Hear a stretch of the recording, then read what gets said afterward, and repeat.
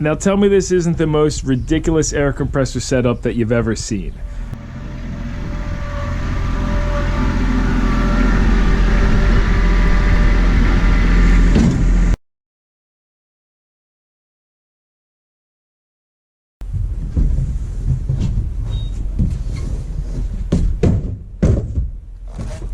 What's going on YouTube? No Nonsense Know-How here, and today I got a quick product review of this Kobalt 60-gallon two-stage air compressor I just picked up from Lowe's.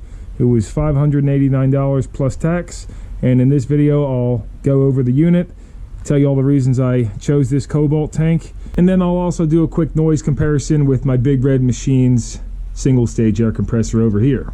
Now, if you see my previous video, the reason I'm replacing this one is because the bottom of the tank is pretty darn rusted, and I also wanted to upgrade to a slightly larger tank, the 60-gallon. I believe this one's a 40-gallon. Originally, I was just trying to find a new tank for this pump and motor, because this here motor is made in USA, and I believe the single stage 2-piston pump is too. This thing has never given me a problem, and it's very quiet. Let's listen to it real quick. Right now the tank's empty, so of course it's going to be more quiet than when the tank's full.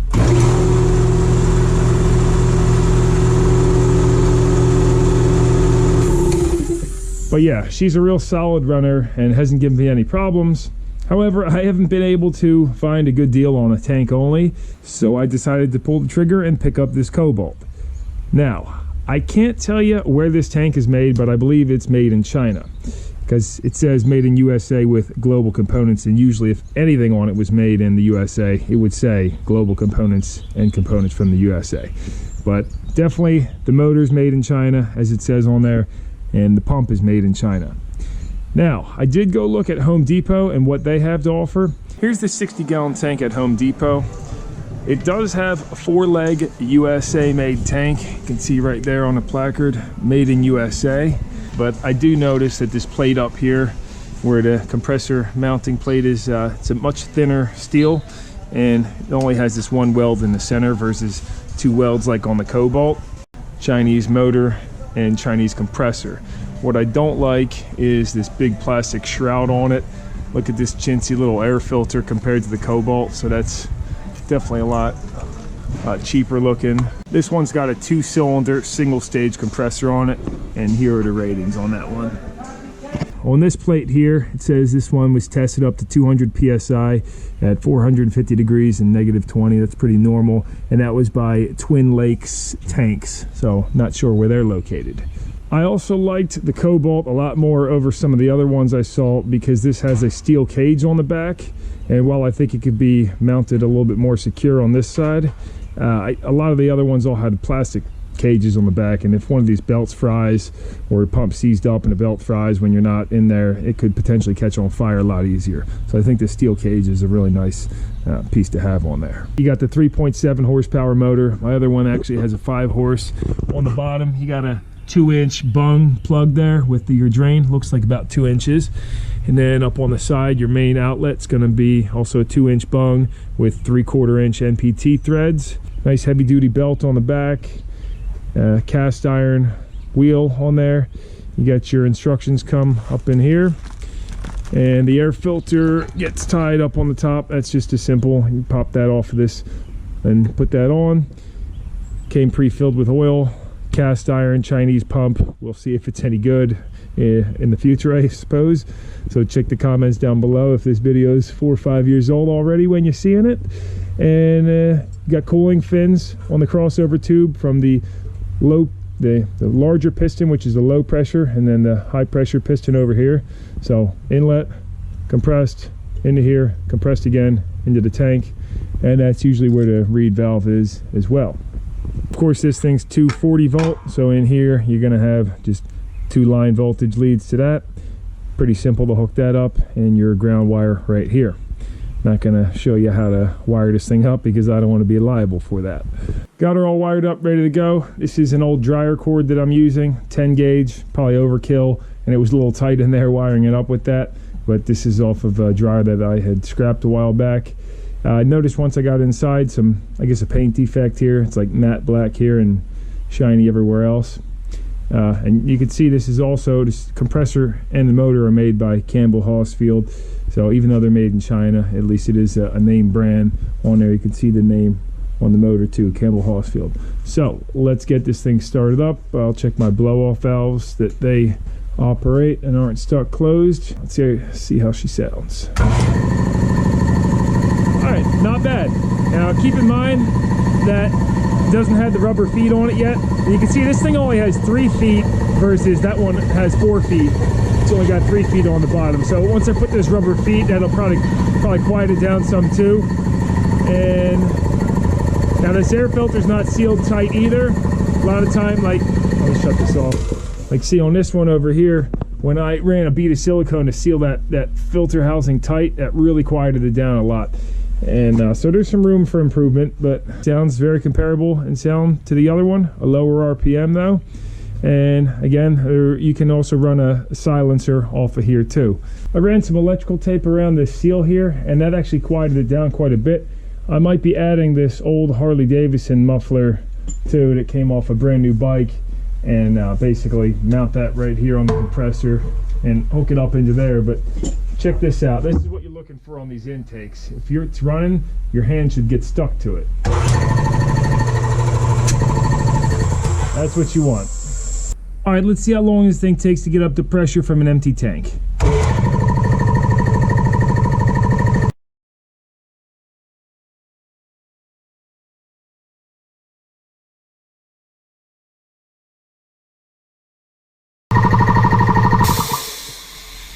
All right, there it is, about 174 psi. It shut off.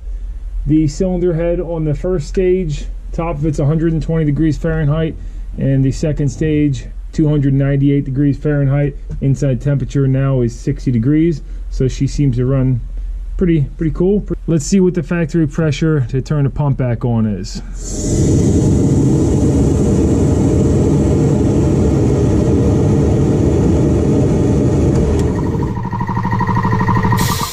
Just under 140 psi.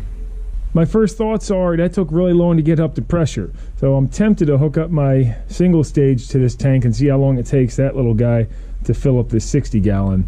But let me empty this out.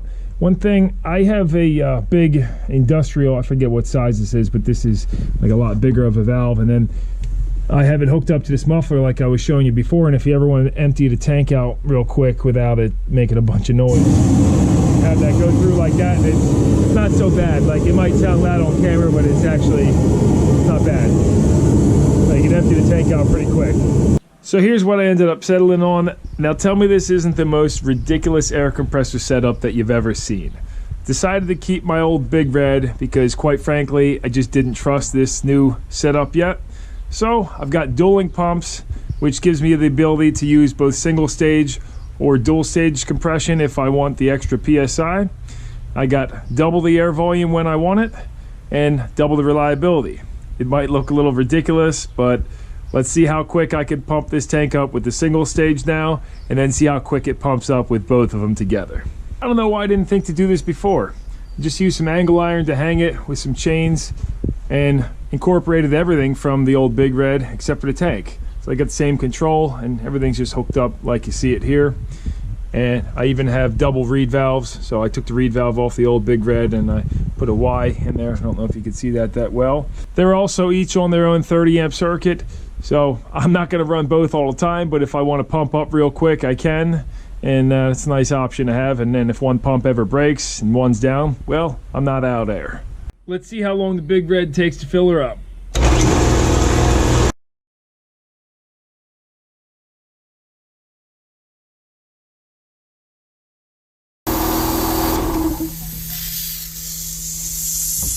Not bad. This control started leaking a touch when it got up to 150 psi, and I had to manually shut it off, so might need some adjustments there. But this one's got a much higher quality, actually made in USA by Square D, fully adjustable, top-notch control unit on it. The Condor one here, it comes on a Cobalt, is not adjustable unless you take some silicone off that's in a screw, but it's a lot more just cheesy plastic looking, not as heavy duty. That was one other thing I changed on a Cobalt too. It's had a plastic line coming off of it from the compressor tank to the control unit, so I replaced that with a piece of copper line. And now I'm sure it'll be about double the speed, but let's see how quick it fills up with both compressors and if they turn on together without blowing anything. Here we go. No problem.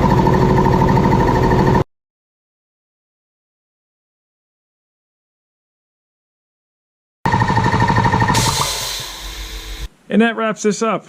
My overall review on the Cobalt is, so far after owning it for a day, I think it's a pretty good unit, but time will tell, so check down below in the comments for that. But I'm very happy with my current setup. I'm glad I was able to keep old Big Red, and this is going to work for me. Definitely stoked to see how this works throughout the future. I think I forgot to mention, but I also added an automatic drain valve on it, which is tied in going over to that muffler over there, so that's on like every 30 or 20 minutes on a 2 or 1 second interval, and that'll just keep the water off the bottom of the tank. Stay tuned to the channel if you want to see my future video where I'm going to do a hydrostatic pressure test on the old Big Red cylinder, and then I'll probably cut it open and see just how bad the rust was on the bottom. That is, if it passes the hydro test. Probably bring it up to like 250, maybe even 300 psi. See how she fares. If you enjoyed the video, consider giving it a thumbs up, commenting, or subscribing to the channel. And till next time, this is Chris Brown here. No nonsense, no how. I'll see you next time.